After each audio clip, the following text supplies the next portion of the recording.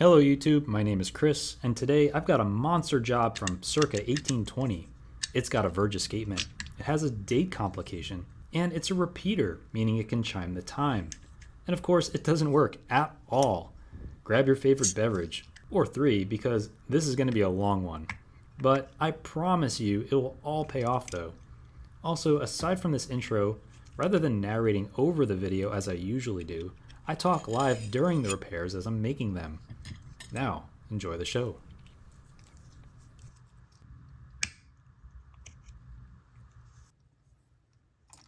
Look at that. They put a screw right through the dial. That's one way to do it. Wow.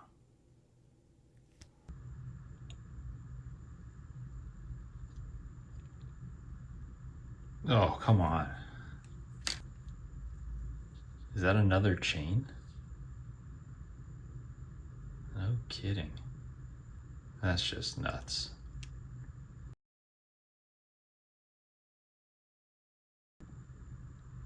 I don't even know where I want to start. I think it's safe to start with the day wheel. Oh. Ooh, it's a little sludged up. And this here must be the day drive wheel. There's actually a little finger here driven by the, I guess the hour wheel in part. Comes around and this little finger hits the teeth of this day wheel, increments by one. This little jumper with spring detents it into the correct position for the day.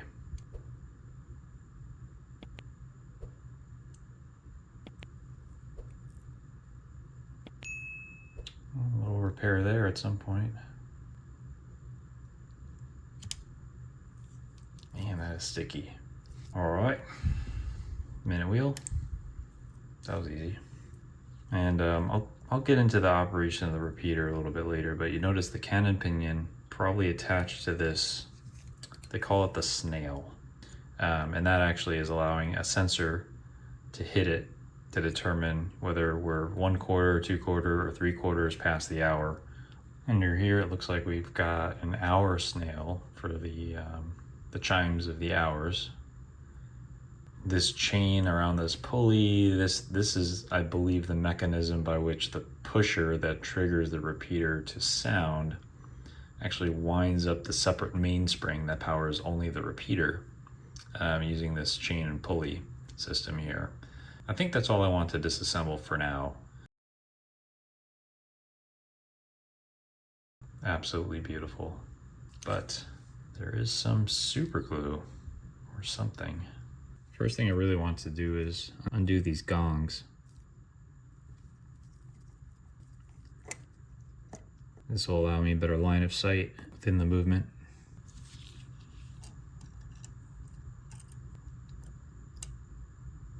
So that's the mainspring barrel for the actual movement itself. And you notice that it's got the fusee chain wrapped around it. But now here's the fusee cone itself, and the chain is fully wrapped around that cone. Means the movement is fully under mainspring power at this moment. And because this is a verge fusee, if I were to pull that balance wheel, it would violently release all the power all at once. That's not what we want to have happen. So we're gonna have to go through the process of letting down that power, which you've seen me do before on other movements, but it's a little complicated by the fact that all this hardware exists. As you saw from my other two fusee videos, the general idea is to insert a key into the cone in a clamp or a vise of some kind, and then actually remove one of the wheels from the other side. And so this way the train is disconnected from its escapement. There's a little panel, and it's the only thing I could find that is remotely connected to the train of wheels. So this is the third and or fourth wheel under this little panel here. And I suspect that I'm going to have to remove this panel in order to let down the spring properly, which means I'm going to have to actually disassemble the repeat mechanism first. Now this little spring down in here appears to be for the repeat mechanism, and it looks to be unwound, so I don't have to worry about that.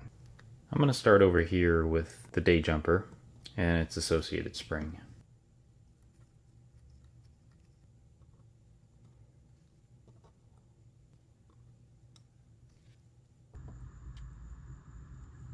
Next, I'll sort of pry off this cannon pinion.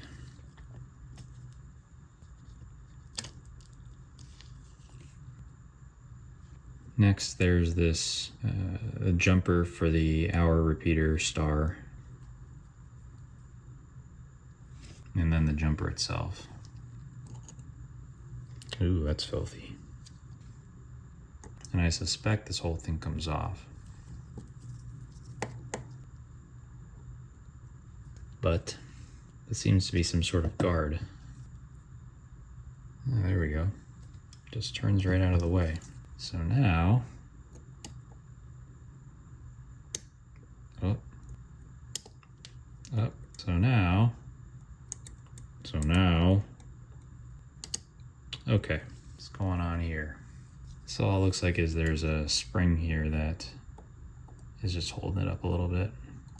There we go. Okay, now we're getting somewhere. Oh, that's cool. So this here is the repeat rack, and on the Goliath, like a little dragon. I don't think this looks like a dragon. I guess we'll have to figure out what it looks like.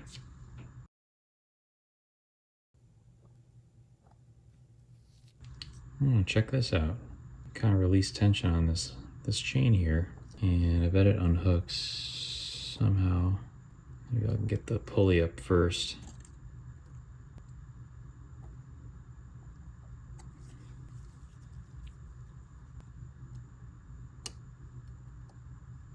Oh, that's just pinned on there, huh? All right. So does this come off yet? Oh, it does. Look at that. It's right on that pin.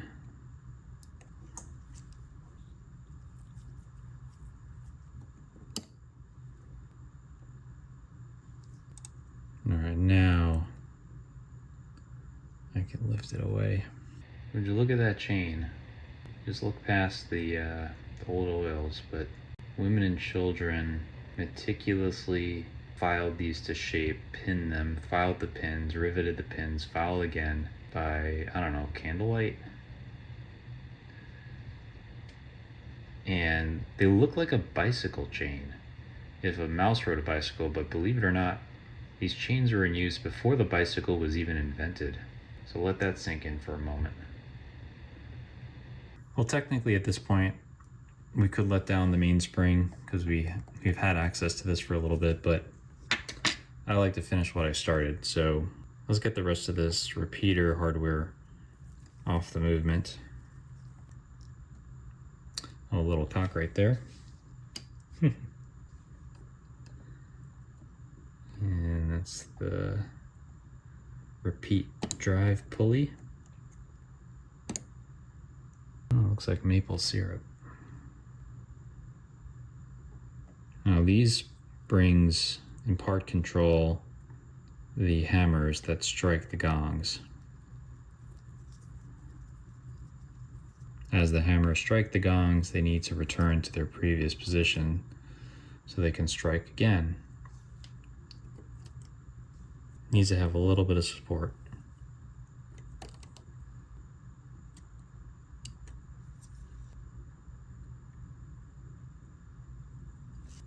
Now these will actually work with the other gong hammer.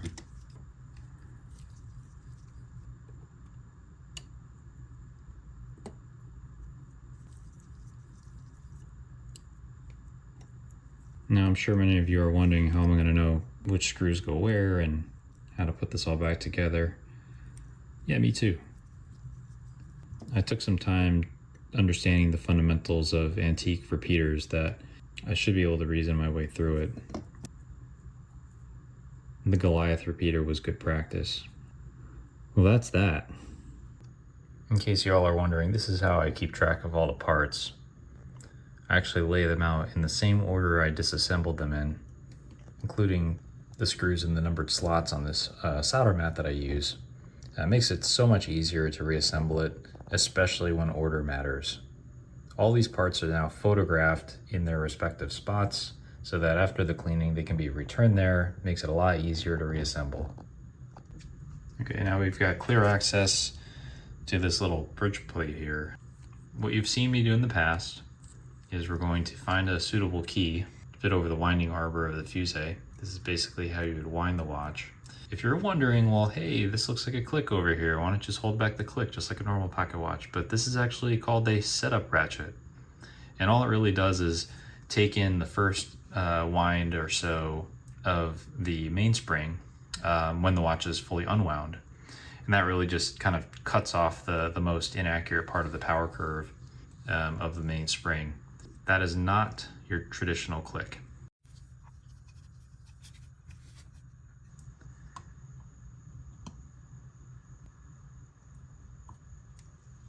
And now to carefully undo this screw, I'm giving a little bit of tension counterclockwise on the plate, winding the fusee, which takes tension off the train while I do this step. And I might not be so chatty in a second. So these need to get out of the way. Oh, come on, move. I don't know how the heck are you supposed to do this? What in the world? You see how it wants to unwind? I'm gonna have to think about this for a second. 3:28 a.m. All right, I think I figured it out. I reinstalled the plate and I mounted this pivot again, but not this one. But the plate itself is actually resting on the top of the, I guess it's the fourth wheel. And it's sort of pushing the fourth wheel out of the way, very gently resting on the tip of the pivot so it doesn't deform the pivot. But now that the fourth wheel is moved out of the way, it's disconnected from the escapement. So now I can actually go ahead and I'm just controlling the power as the spring unwinds and as the fusee chain wraps itself back around onto the barrel. And it's just doing this on its own, and I'm really just controlling the unwind with my fingers here.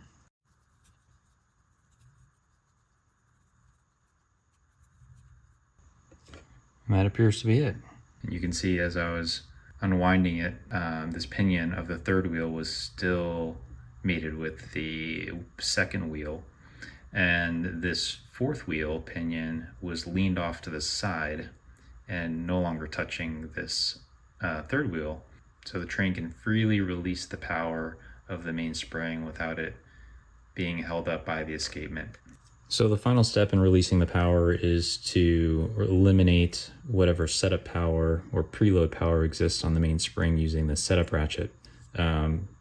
Brace this ratcheting wheel while I undo the setup click.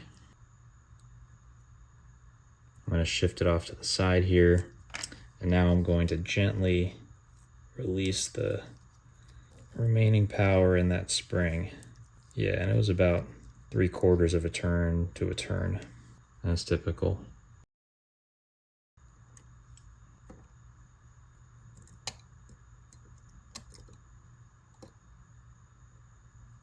I'm actually surprised and impressed by the use of screws in this mechanism. Screws back then, when a lot of these are handmade, and this one looks like it could have been handmade, at least the componentry. Screws were very expensive to make. It was a pretty elegant balance cock. This hairspring is pinned to this stud that's mounted into the plate. You can adjust the rate by controlling how much of this hairspring is fed in or out of this stud. The fact that there's not much hanging out really means that this is really set up to be as slow as it's going to go. That I cannot make this watch run any slower because there's really not much else left in here to lengthen the effective length of this hairspring. Any of the usual regulation can be achieved using this standard regulator right here, which I am curious on how that actually even works. Honestly, it doesn't look like this. Is that even a regulator? What is that even doing? It looked like it could be the regulator. Maybe not. Hey, if this were a sheet of music, I'm sight reading this. Bear with me. So this pin can probably, ooh, what is that? Well, I don't know if that's supposed to do that. Oh, so that's lovely. Okay, well, we've got work to do. I really want to take that stud out.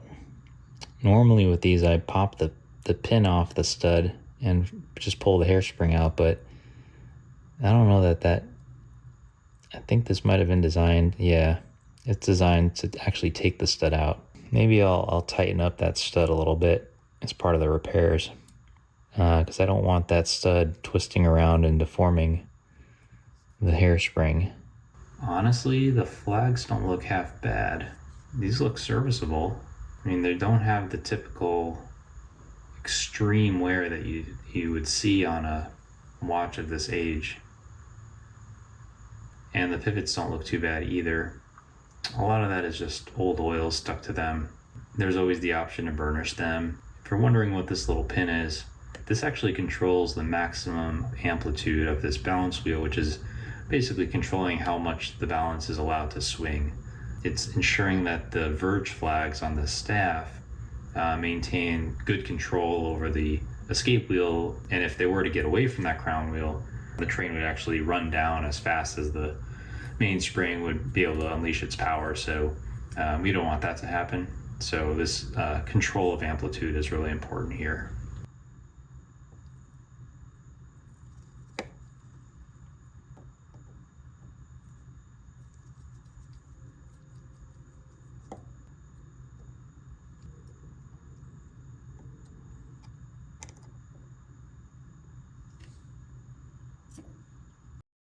You heard me talk earlier about how I thought this was a regulator, and I wasn't sure how this regulator actually did anything because it didn't control anything that had any contact with the balance spring. And what you're supposed to be able to do is adjust the timekeeping of the watch using a key. And what this actually would control is this little gear under here, and this gear or wheel would actually turn a little rack that would sit in this track here. And you saw something like this on the other verge fusee video that I did. And on this track would be a brass plate, and then a little lip would stick out, and it would have the balance spring fed through it. And in turning this, it would move the track, and it would change the effective length of the balance spring. This watch actually doesn't have it. Unfortunately, it's something that I just don't have the skills at this point to make. Sorry. So I'll try my best to regulate this watch by controlling the length of the hairspring the best that I can.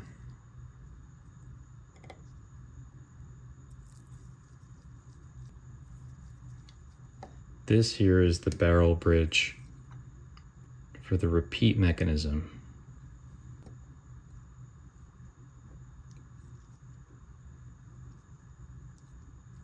That looks disgusting. Looks like the chain detached from that one. So the next step is to remove these pins that hold the two plates together. I'll do my best to pop each one of them out. Then I can remove the plate.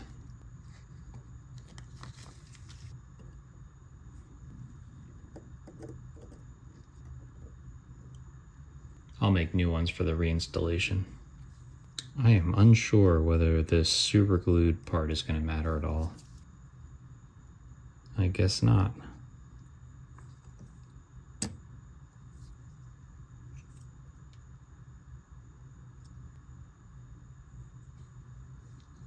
Ooh. Interesting. There are a lot of interesting things going on the underside of this top plate. For one, we have our potents and counterpotents holding the crown wheel. The crown wheel is what interacts with the flags of the verge balance staff. And this is the counterpotents that has a little system, if you ignore the bear claw scars, has a little system to adjust the the end shake of the crown wheel to be just enough for it to move very freely, but not excessively. Then here is actually the, they didn't have any jewels in this watch, so here's the effectively the end stone, or the end plate for the pivot where the balance staff would fit.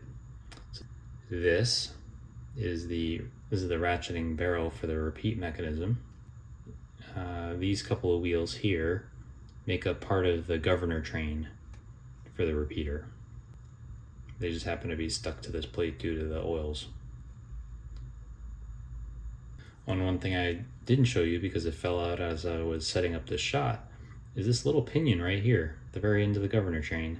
You'll notice how it's on an eccentric plate that could turn to set the depth of the pinion leaves against this wheel here.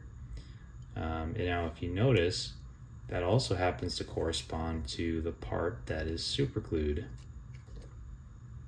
So someone must have decided that was the perfect depth, and there's no reason for anyone to want to go ahead and change that ever again.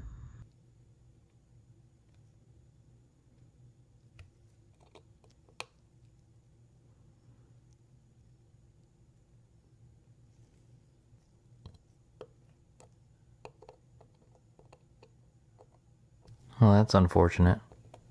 Perhaps this piece was not meant to be fully removed. That screw head is not looking good. I think I'm gonna have to make a new one. I'm gonna have to try to get that out.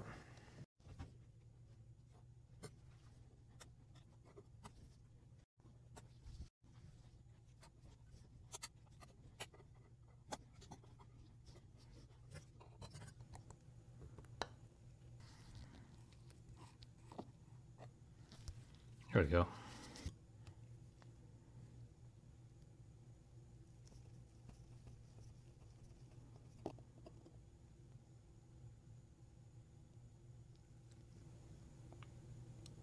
Removing the crown wheel, the counterpotents.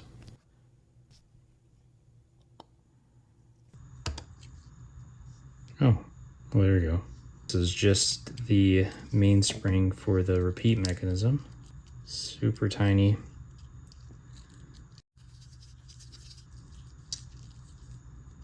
Okay. There it is.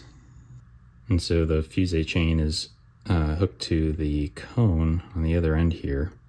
So I'll just kind of lift the cone away, and we'll take a look at how to remove that chain. This is the contrate wheel, and this is the third wheel, and the second wheel, or the center wheel. And finally, here are the other two wheels of the governor train. All right, so the chain is hooked to the fusee cone, like so. You can gently unhook it.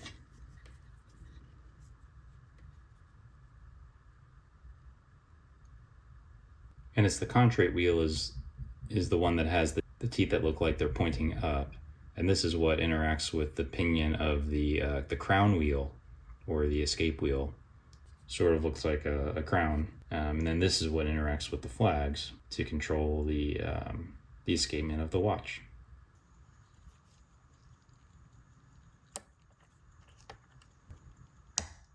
Mainspring lid just pops right off there.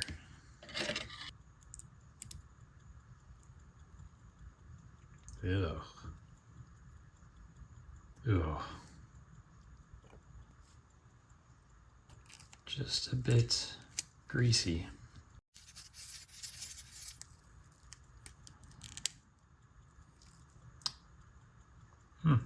Swiss tongue hook. Did not expect that.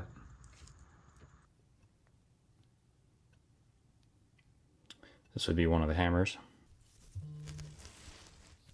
And the other hammer. Oh. There it goes. Now the fusee cone has its own ratchet and click system. And I'll disassemble the cone itself for cleaning. Again, very impressed with the use of screws in this movement. It's not typically common. Normally these fusee cones are held together by brass pins. This bar here is actually what's used to prevent overwinding the movement. There's a piece on the top plate that it would normally interact with, and when the movement reaches full wind, it would make contact with it and prevent you from winding the movement any further as the chain touches it. So it's actually a slightly sprung piece of steel.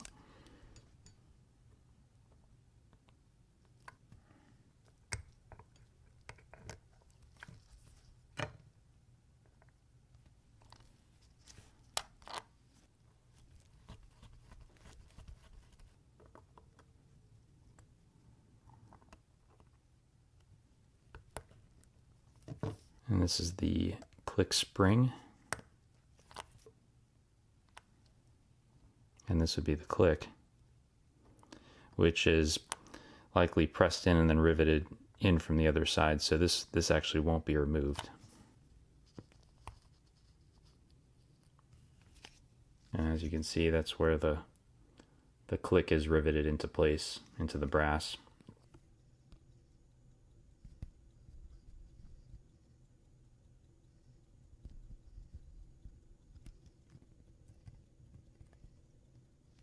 This actually looks like an old piece of mainspring they're using as a cap.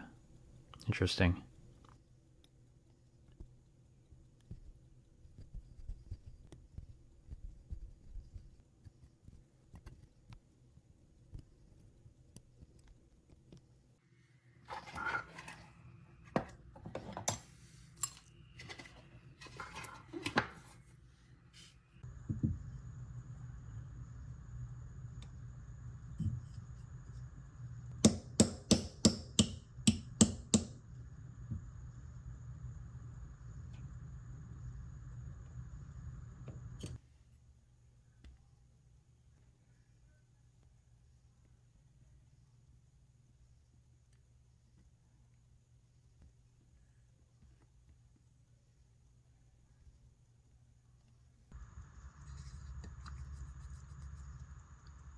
Just taking the time to peg out all the pivot holes.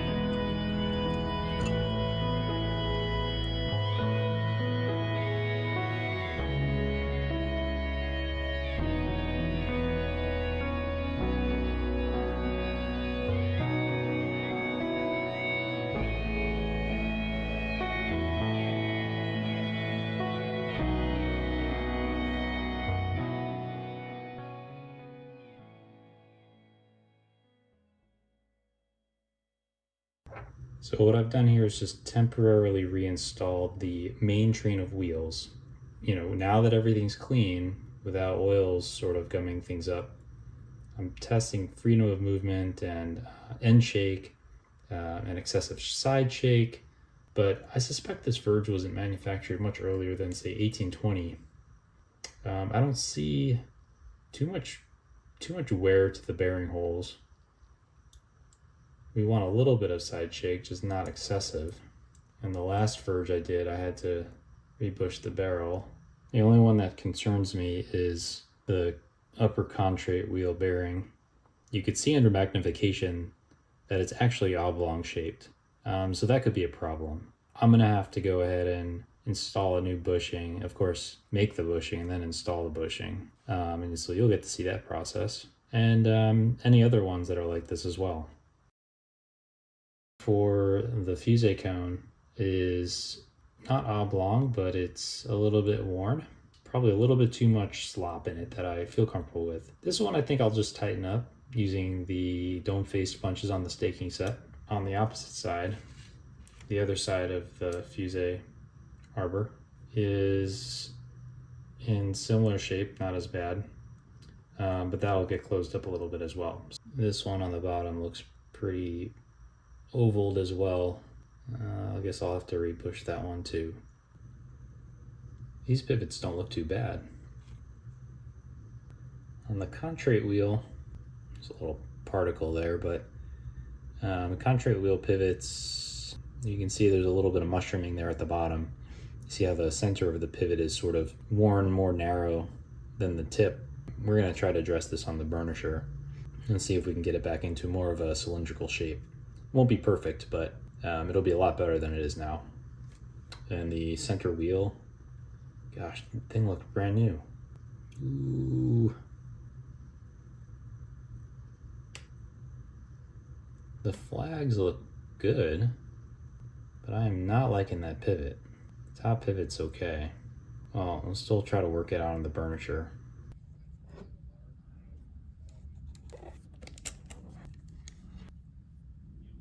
The sizes of the pivots on the contrate wheel would correspond to the 16 on this runner, 0.16 millimeters.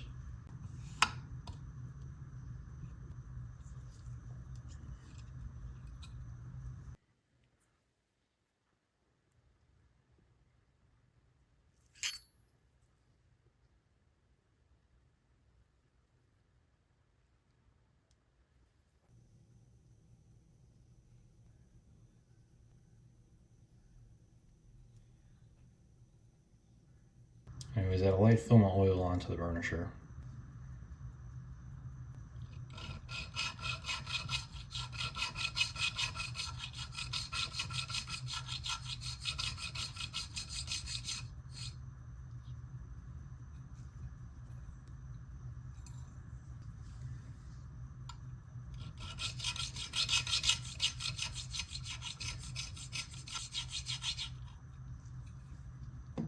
Let's see how he did.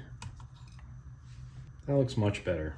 It's not going to be brand new, but that's a significant improvement over what it looked like before. I'm now removing the balance spring, so as not to inadvertently damage it during the burnishing process. Better safe than sorry, and if you notice, I put a little black magic marker right here to mark the approximate position of the collet, so I can keep the watch as in beat as it was when the balance spring was installed.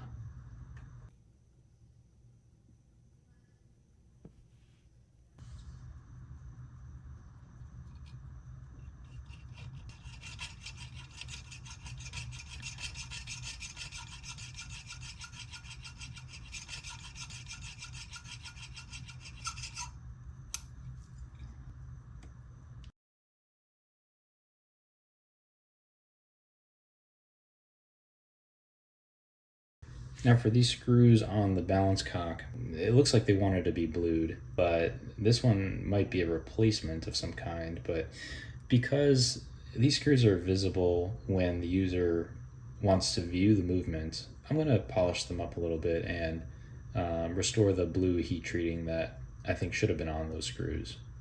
Now for this, I just have an old piece of glass, an assortment of abrasive film, all the way down to 0.5 micron, and my frog polishing tool, which you saw me build in the Rolex video.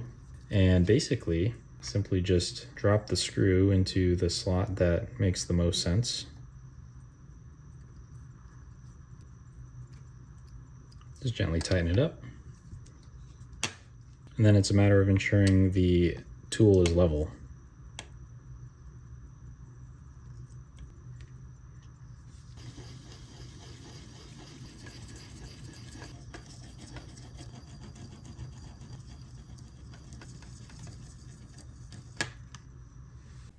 Now I'm going to make the replacement screw for the lower balance cap, and then they can all be heat blued together.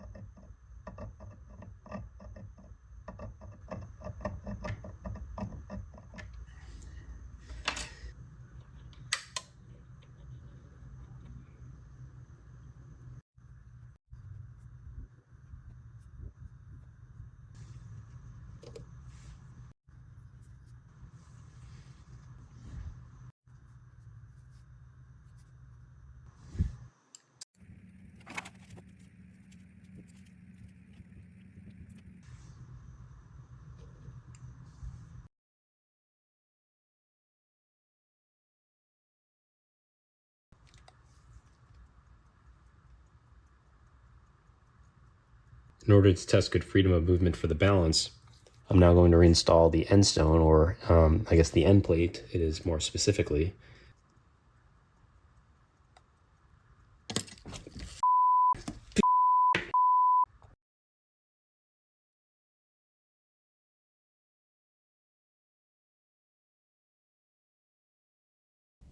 I'm not going to reuse this piece of mainspring for the upper balance cap.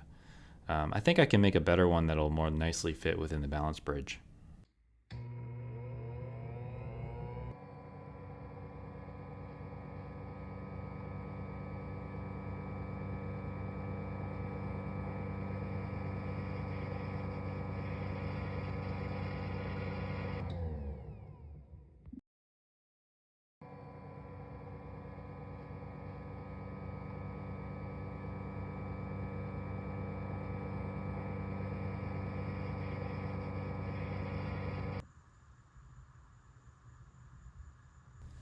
The key thing is it needs to provide a nice low friction surface for the pivot, so I'll give it a good polish before reinstalling it into the bridge.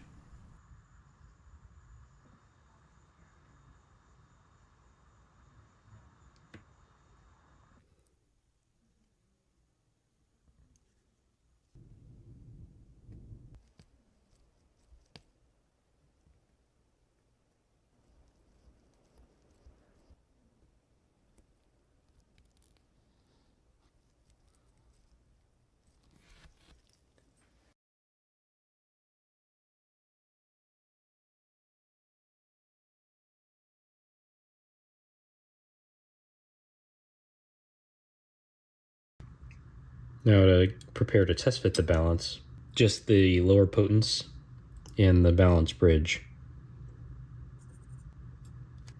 And then finally the balance bridge. All right. So without tightening any screws, a little puff of air, and it's good freedom of movement. Now keep in mind that it's banking against its limit pin, so it's not going to spin completely around like you would see on a normal balance. All right, so with everything screwed down, I can test the end shake and side shake. So there's just a little bit of end shake here, which is good. It's not a lot of excessive side shake. And from pin to pin, from stop to stop, everything looks pretty free. Once again, it's the contrite wheel pivot here that's oblong shaped, pretty worn, that's going to need to be rebushed. This is the lower bearing, and the upper bearing will need to be done as well. You can see how the hole is not circular shaped anymore. The pivot hole that we're going to need is 0.16 millimeter hole, and that's going to accommodate a pivot size of, I think it was roughly 0.145 millimeters. Here I'm now getting set up to use my sights tool. As I pull it out of the box, it's already set up for this pusher mode, but we're not going to use it like that. We're going to use a reamer to slowly enlarge the hole within the plate to allow it to accept a new bushing. I really just want to rebush to a little larger than the oil sink. So this one looks approximately 1 millimeter in diameter, and so I'm going to ream it out to just slightly larger than that. There's a little hidden compartment in here. I'm going to try the 1.19 millimeter reamer. I know I already mentioned the target size, but I'm going to start at the smallest reamer and work my way up. And with a little bit of oil on the tip of this reamer, I'm just going to go from the smallest size, working my way up to the size that I want.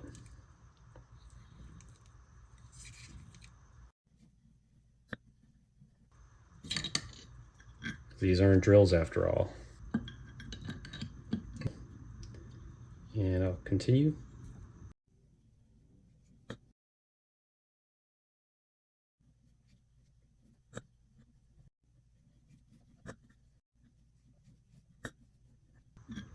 You know what, I think I'm going to go one size larger.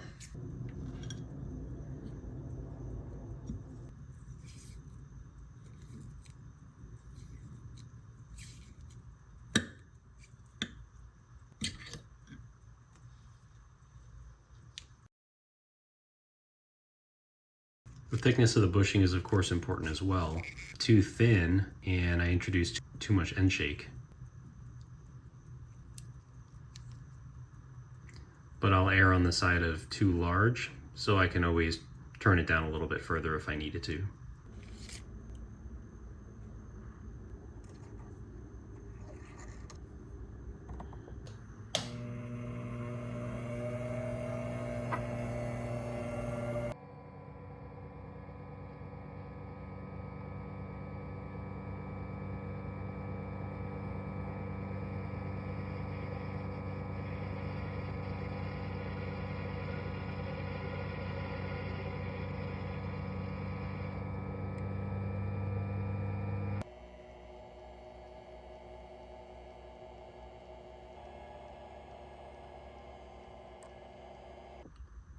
So now I'll drill a hole right down the middle with this tiny little drill bit. You probably can't even see it. You can see the tip right there. That's how small it is.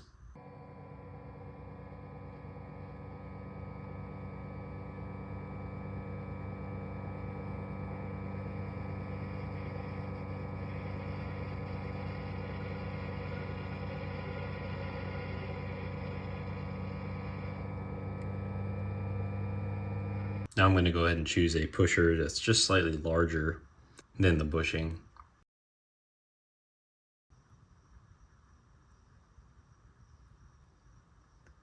The bushing is just a fraction of a millimeter larger than the hole, so it'll make for a nice friction fit.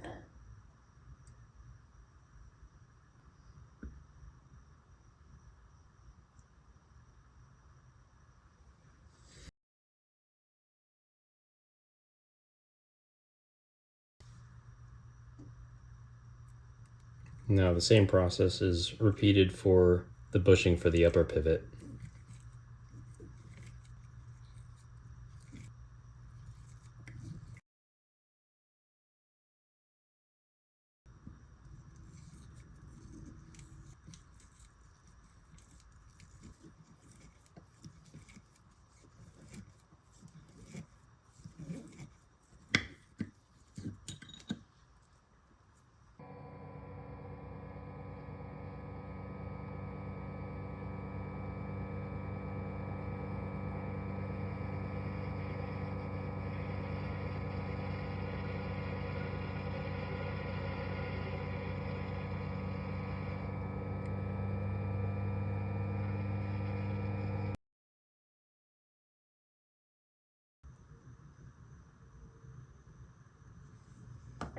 once again, it's friction fit into the hole.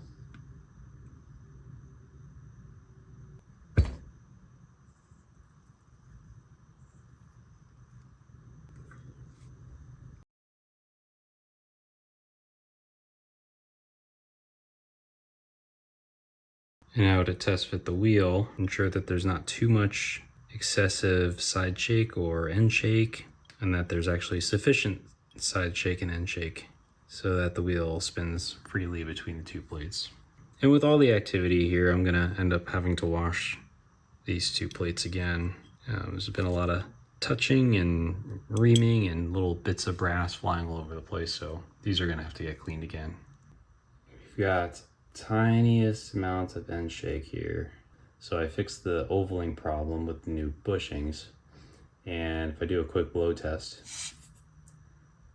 it looks like we've got excellent freedom of movement. So even with that tiniest amount of end shake, it doesn't seem to impede the movement of this wheel in any way whatsoever. I just reinstalled this crown wheel temporarily, so I'm just gonna go ahead and just manipulate this contrary wheel, full range of motion, looks pretty free. The crown wheel is spinning pretty freely.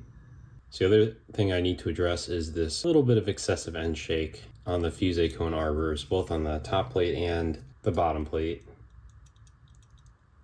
Those should be closed up a little bit. The CE Marshall does support making one of the stakes a stump. So we're going to use dome-faced stakes here, and basically we're going to use the staking tool to tighten up the hole where the arbor will need to turn.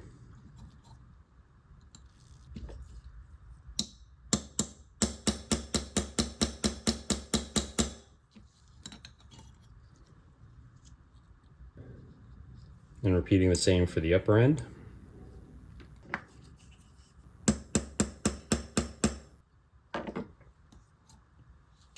Now with a lightly oiled broach, I can go in and just ever so slightly loosen up the hole to the degree that I want, and this is a little bit of an iterative process.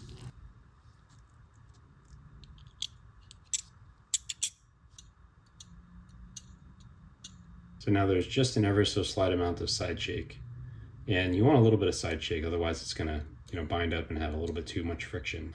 The lower arbor as well, it's got just very slight side to side movement. It's just enough. And also just a slight amount of end shake. That's the up and down movement of the arbor between the plates. So I'll just put a little HP 1300 on the base of the barrel.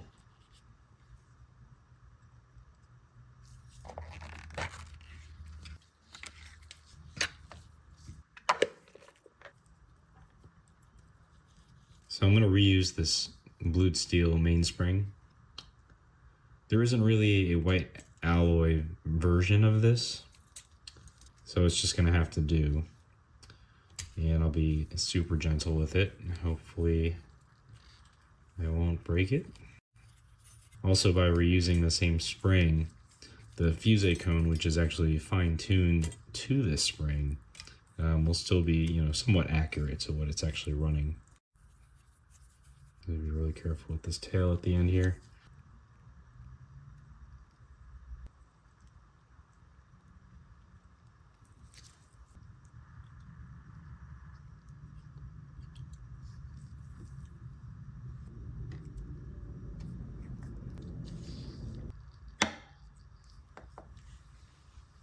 That's always satisfying. So a little more HP. And finally a bit where the arbor will go. And then the arbor and the arbor itself will receive just a bit of HP where the lid will snap onto.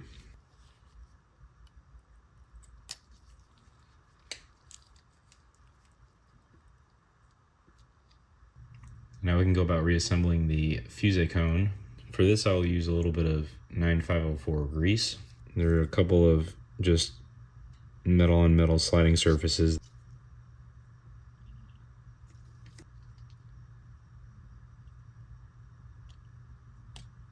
And then we have here the internal click. That's going to get pressed against by the click spring. We'll install in a moment. And then finally the click spring.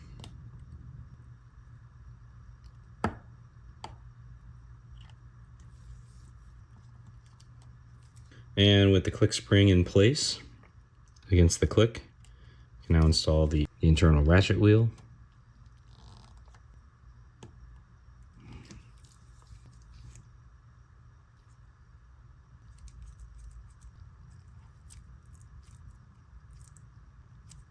Go ahead and oil that arbor.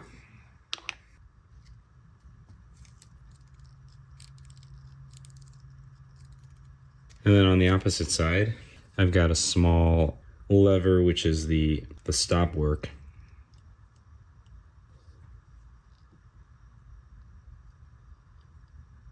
And then this spring for the stop work.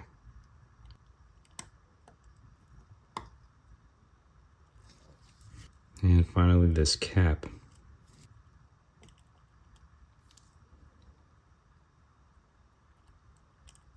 Not all fusee cones are assembled the same way. Each one that I've encountered has been slightly different.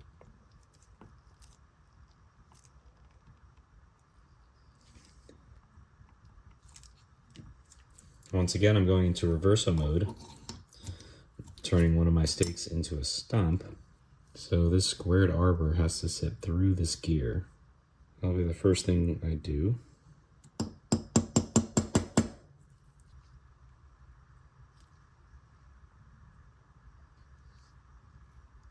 And then the gear sits underneath this plate here. And finally, everything can be pressed together.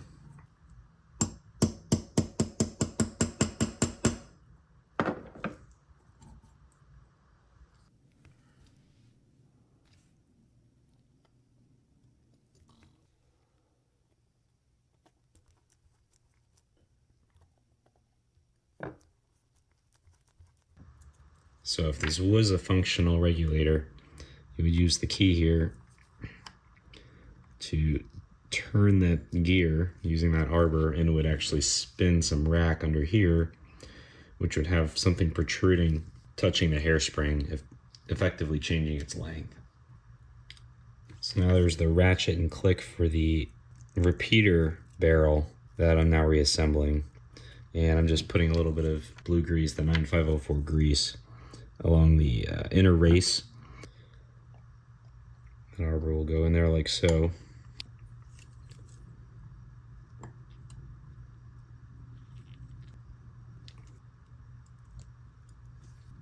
And then this monstrosity sort of sits above it.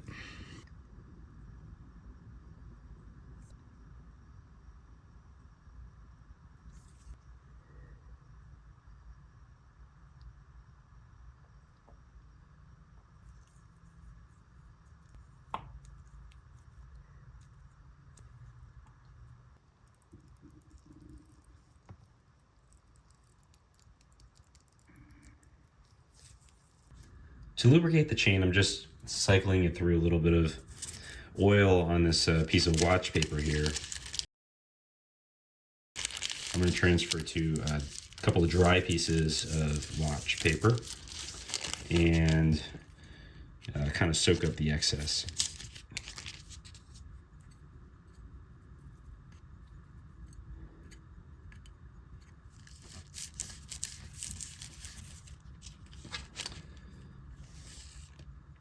You can start to reassemble the train of wheels, lubricating these holes here with HP 1300. These big heavy arbors have a higher friction than what you would normally see on a fine jeweled pocket watch movement. We got the center wheel, the fusee cone. This here would be the third wheel. And we cannot forget about the hammers themselves. Those have to go in the plate as well. This one's sort of interesting. It's got a couple of little posts hanging down off of it.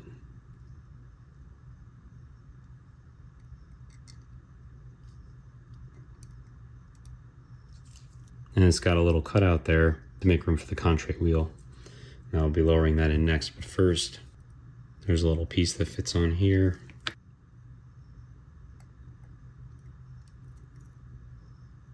It just kind of fits on like so. And then finally the contract wheel.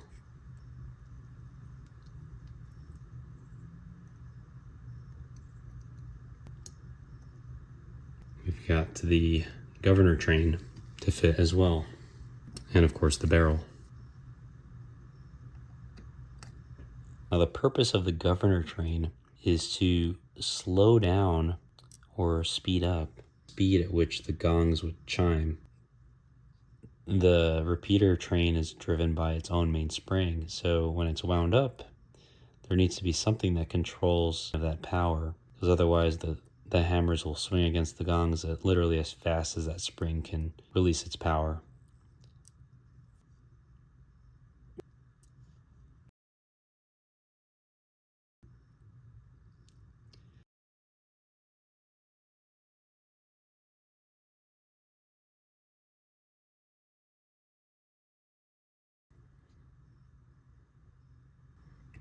I almost forgot about this arbor that goes into the repeat train barrel. I don't know if this alignment matters. So the downside about doing this is if I got something wrong, I have to take the whole thing apart. So I'm now fitting the cap for the lower balance pivot.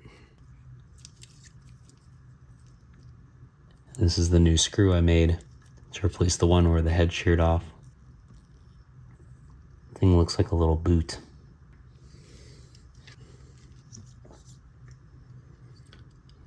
And I'll reinstall the crown wheel. So I'm going to put a little dab of 9010 on the pivots because I can't oil them from the other side. And then it's just a matter of getting the pivot seated.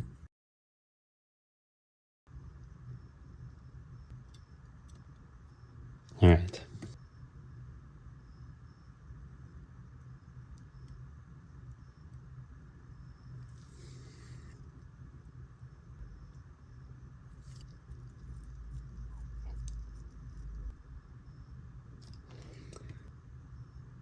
Yeah, that's good. It's just ever so slight. And it spins freely. That's what we want. So it seemed the super glue kind of came right off of this adjuster for the governor train.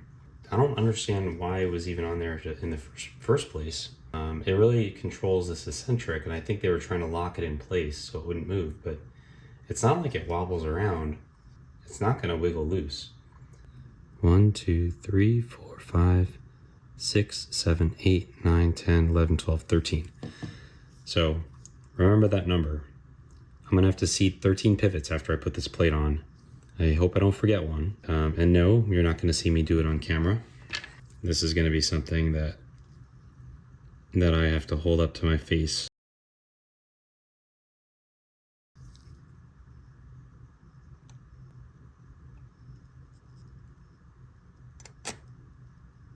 Well, I'm going to go seat these pivots, and then I will let you know how long it took me. Eventually. All right, that took about 20 minutes. If I now test it out, all those wheels are turning. And then also, of course, the main train. And it does. So the next step is to create a couple of fresh pins to pin this plate on top, and then I can move on.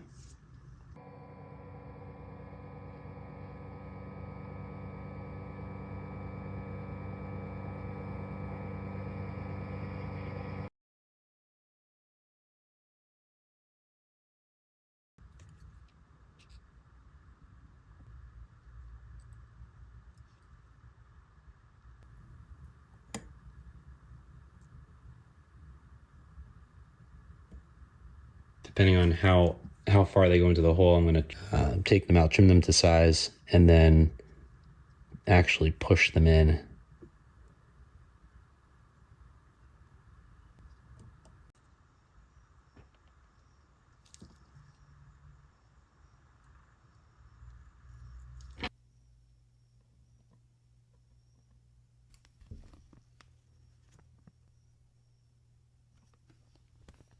Now I'm going to take a moment to oil these pivots because I suspect some of them will be covered up by the decorative plates. So that was the second wheel, and this is the third wheel upper pivot.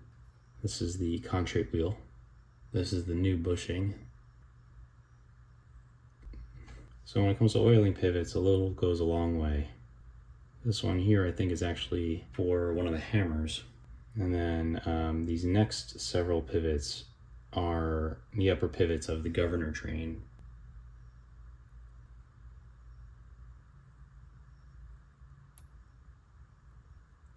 This little spring barrel is for the repeater.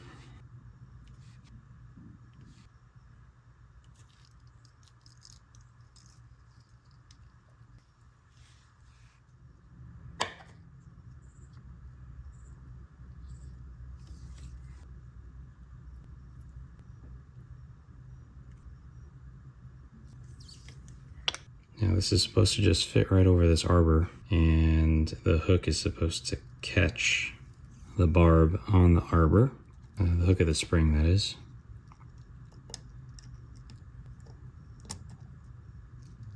That might have worked. There's a cutout right here. Now that's supposed to align with this bin right here. So I'm gonna have to just rotate this around. I hope that stays put. All right, let's get this bridge on.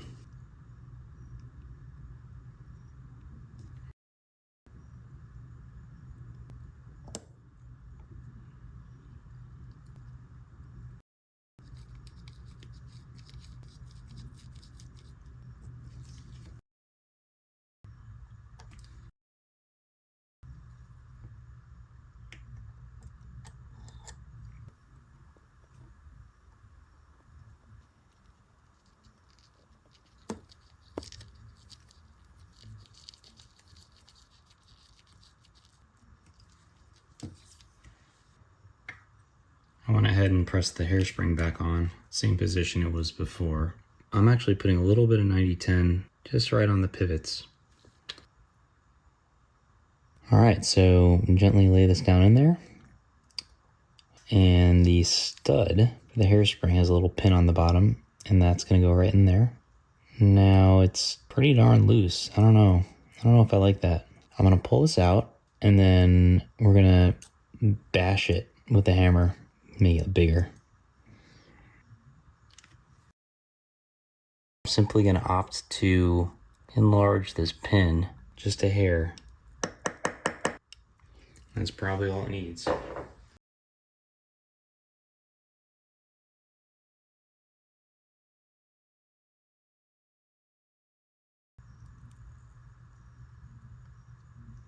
Now I just press down on this stud, and that's that. The beautifully decorated balance bridge. Ensuring the balance pivot is seated.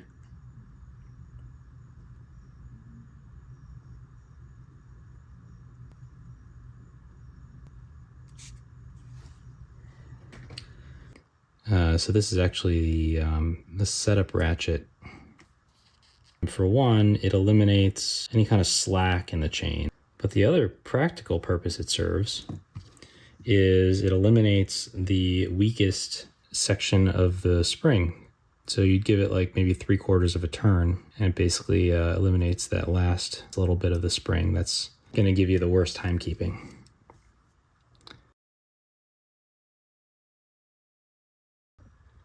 So in transition, I can wind the chain around the barrel with the cone independent of the train of wheels. So I basically did the same trick I did earlier and disconnected the contract wheel from the train of wheels.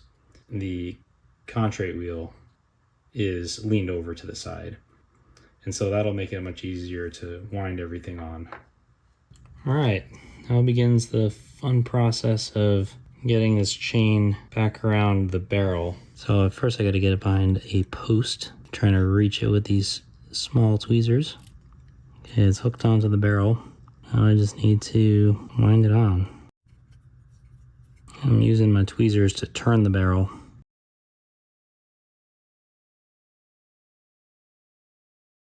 And now I'm at the point where I'm going to try to get the other hook onto the cone. All right, I think that's hooked. Now I can turn the setup arbor.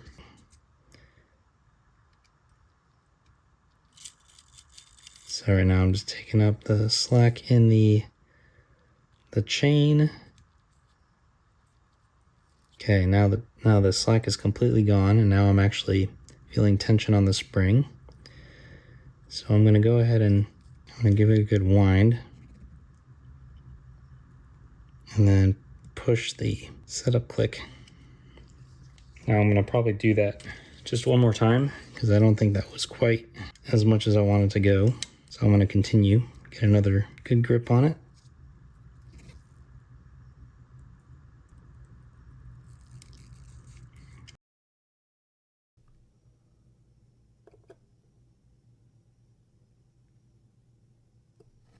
Of course, mustn't forget to reinstall the contract wheel correctly. There we go.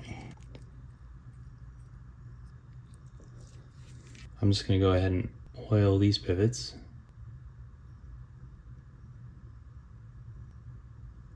And I guess I'll get this hammer arbor over here. I'll do a once over with all the repeat stuff in a little while. I'll just get the obvious points for now.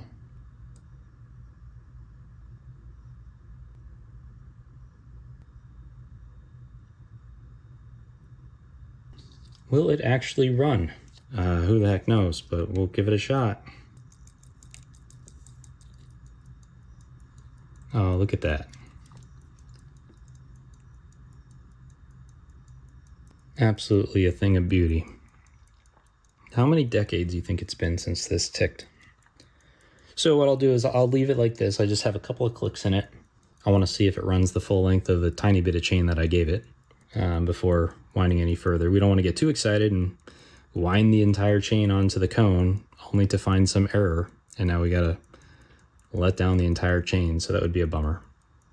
So again, incremental testing is always a good thing for that reason.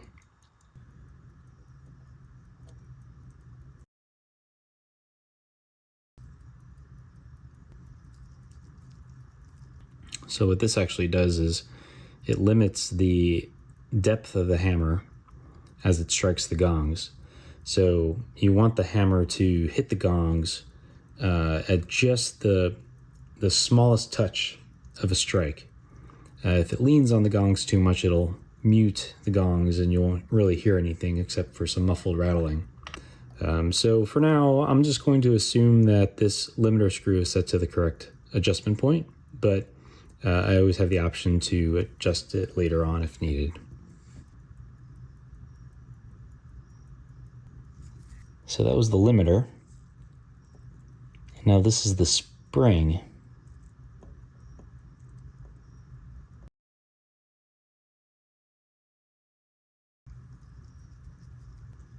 Now the spring for the hammer click.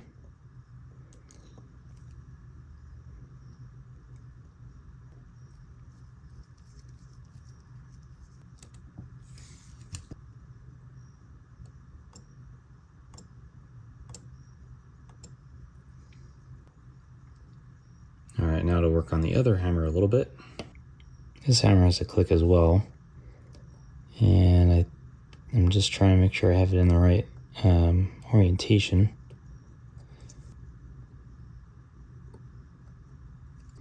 Doing this essentially pulls the hammer back, and this is actually the tip of the hammer over here.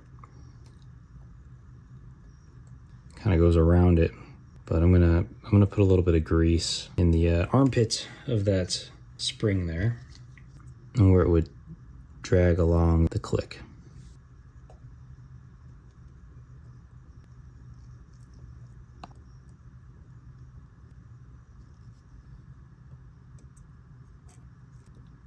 Now this lever here will serve as the limiter, very similar to the other one.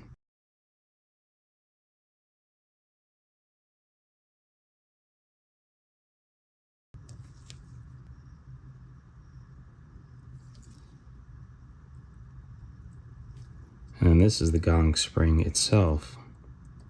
As the hammer is drawn back, it's this spring that, when the hammer is let go, is propelled forward toward the gong.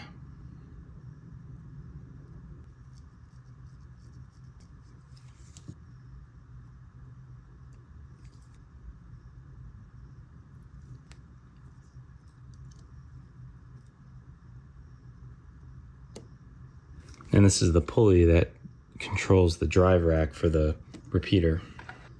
That pulley is secured by this piece here.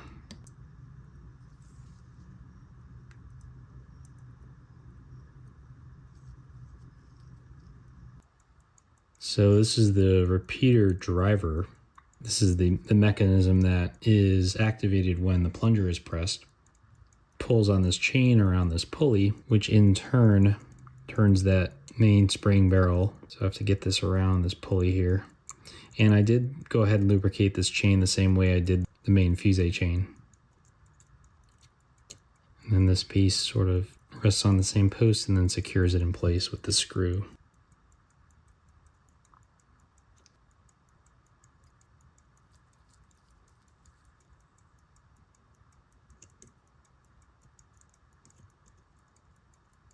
I'm going to remove this for now.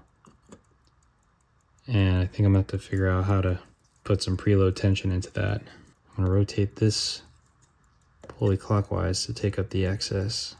So I think it's going to be just like that. Now I'm going to preload it.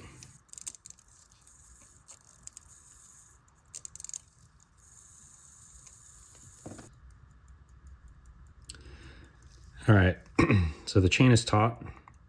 It's wrapped around this pulley against this lever. And if a user were to press on the crown, it would push this lever in, taking the chain with it around the pulley, winding up the repeater barrel. And once the repeater barrel spring is wound and the lever is let go, the repeater barrel would unwind its spring and drive the repeater mechanism. So if I were to press on this,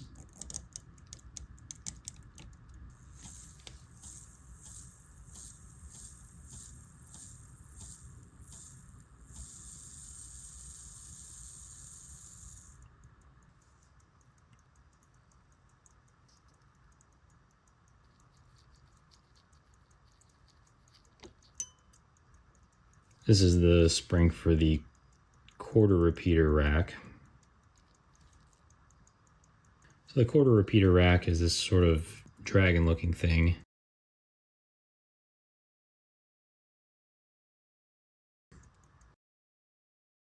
So I'm gonna have to lift this up so I can slip that spring on the other side.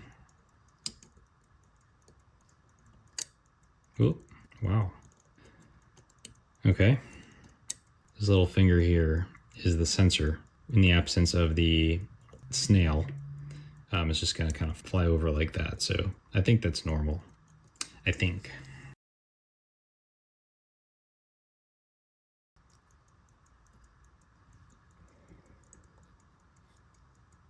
So this assembly is going to make up the hour snail.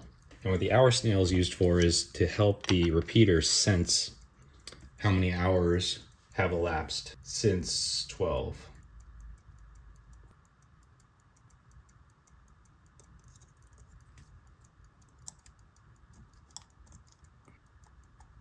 This is the finger that would actually shift under here and make contact with that hour snail, which in turn will determine how many hammer strikes the hour hammer is allowed to strike. And then this guard finger has to get turned back in, I suppose. So this is a jumper that allows the hour repeater star to kind of snap into position. And it comes with its spring, the tip of which I lightly greased with 9504.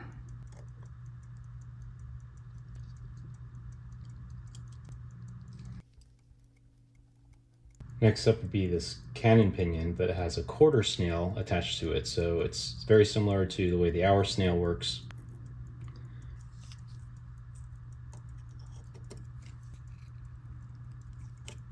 If we were to, say, set the time or allow the time to rotate,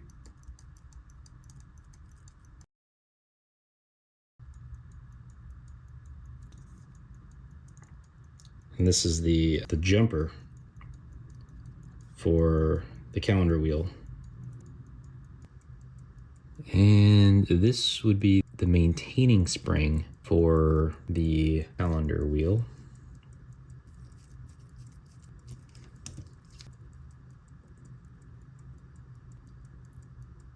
The minute wheel sort of sits next to it on this post here.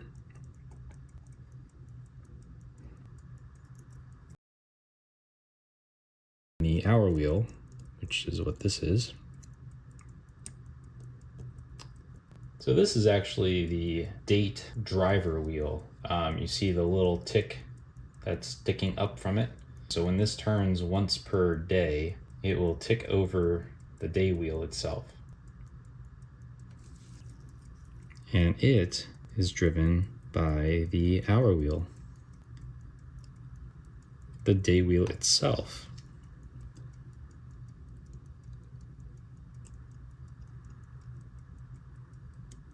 And I'll demonstrate how it turns over.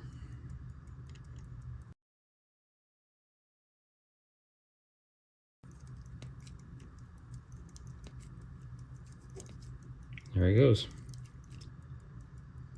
This dial has seen some action, but honestly, it's in pretty darn good shape for how old this watch is. A couple of enamel repairs in some areas. What you see under there is the plate brass. And I never really understood, why they decided just to put a screw straight down the center of the dial. It's pretty savage. There are these dial feet.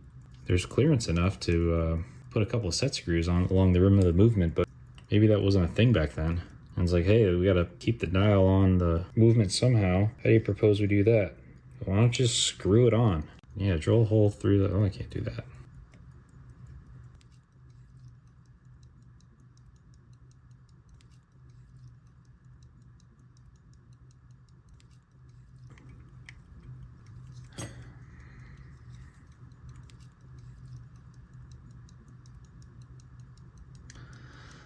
I guess now I'll get the gongs on and see what I have to work with. This is how the repeater would actually get activated. The crown would press down all the way in here to activate the repeater, and then the two hammers would go.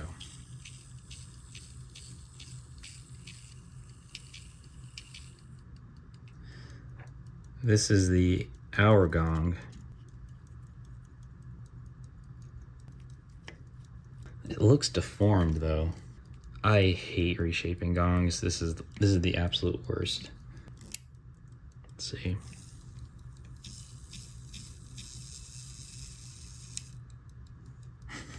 Well, that didn't work too well.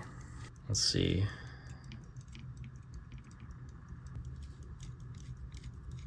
You'll recall earlier that this lever here, the more I can shift this lever out and increase the depth of the hammer.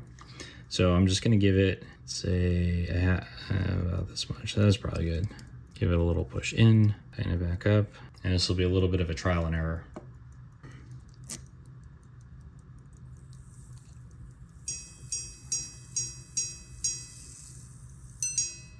That sounds much better. So at this point, it's just a matter of putting movement back in the case. Sometimes easier said than done. Least exciting part of the restoration, but sometimes the most frustrating.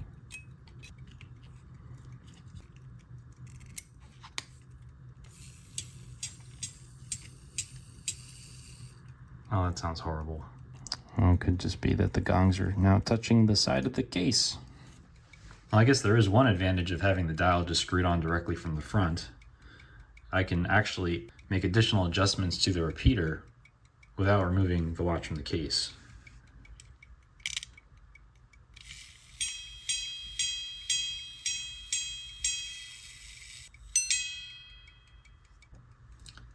I'd really like to repair this hinge somehow. It seems to be missing its pin.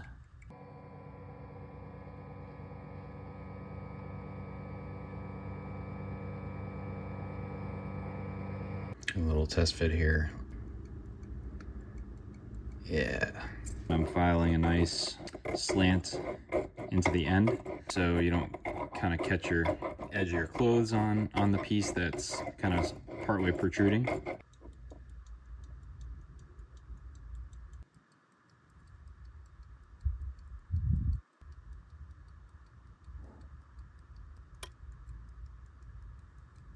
So that's why I kind of angle down the end so your finger doesn't grab onto it. Hinge it quite nicely. All right. So now I'll demonstrate how, using this lever, I can change the speed of the chimes.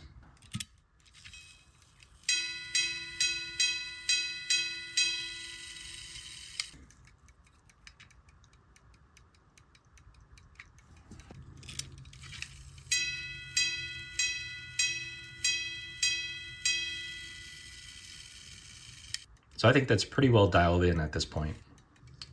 So I have these hands. They're in okay condition.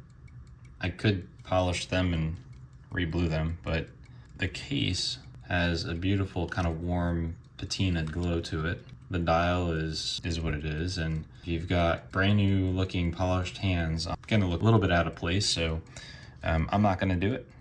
Before I do anything with setting the hands, I need to make sure the chimes actually correspond with the date changeover and midnight and everything. So I have the watch stopped. I actually put it's my poor man's hacking lever, Mr. Rodico here.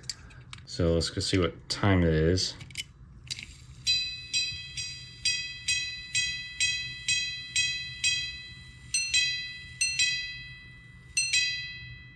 So 10 3/4. So I'm gonna go ahead and take these off. I want to get it so that it's just striking midnight, and then I can set the date, drive wheel, and so that's midnight and date changeover, and the chimes for midnight, all calibrated. Now today happens to be the 6th, and I'm going to set it to the 6th because there is no quick set date on these guys. And if you don't want to sit there with the key going around and around and around, you want to actually get it to the right date.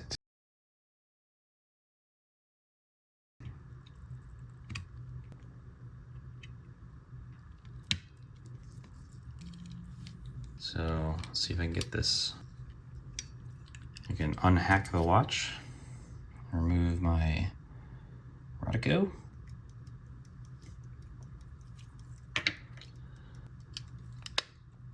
All right. So I still got to regulate and time this watch. It actually does not have a regulator, so I'm gonna have to do it the super manual way by changing the length of the hairspring.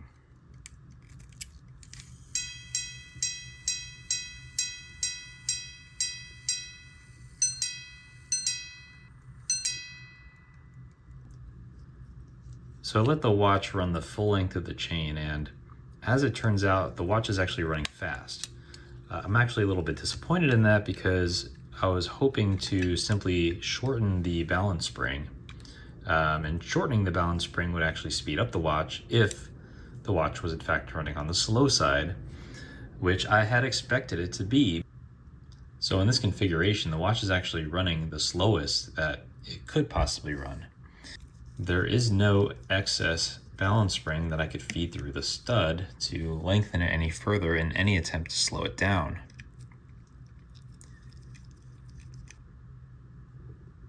So if I can't lengthen this hairspring in an effort to slow down the balance, the other option is to replace the hairspring.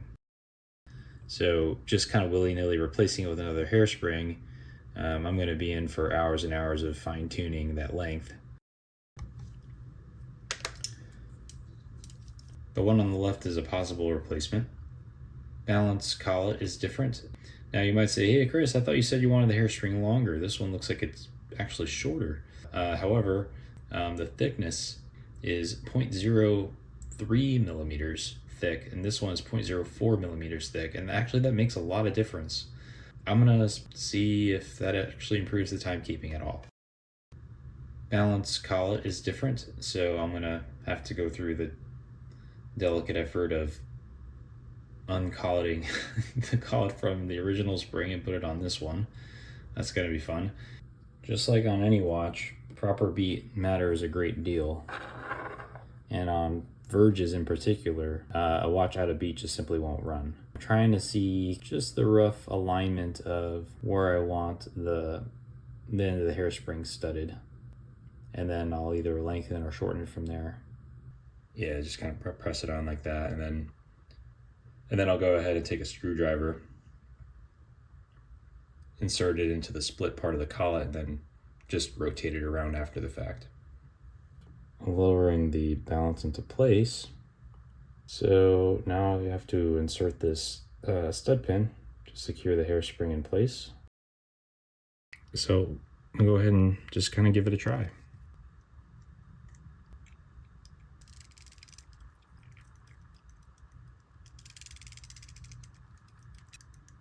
That sounds like it's running at hyperspeed. So despite it being a weaker spring, the length was actually that much shorter, causing it to run like this. So I'm gonna need to go and find a new spring. For attempt number 2, I'm gonna try this spring.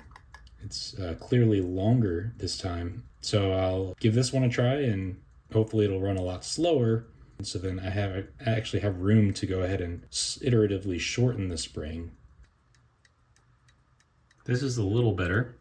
Definitely slower than that other balance spring I tried. The timekeeping is slow.